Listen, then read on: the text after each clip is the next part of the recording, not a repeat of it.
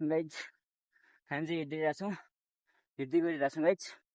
अनि अब बाटो चाहिँ धेरै टाढा छ गाइज। अनि तल आउनु भएको छ, केटाहरू पनि उता छन् र म चाहिँ हिँडिरहेको छु गाइज।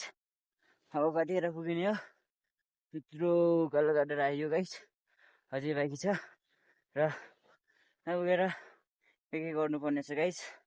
अनि हाम्रो बाजेहरूले भन्ने अनुसार अब अनि हाम्रो दिदी चाहिँ लडेर बित्नु भएको अरे गाइज 20 वर्ष अगाडि, र हामी त्यसको कारणले पूजापाठ गर्न आएको र सायद भरि भ्याउने तर्साउने के गर्छ भन्ने सुन्ने छ र तर्साउँछ कि तर्साउँदैन आज हेर्नेछु गाइज। र आज थाहा पाउनेछु के हुनेछ, फरक चाहिँ हेर्दै गर्नु होला गाइज।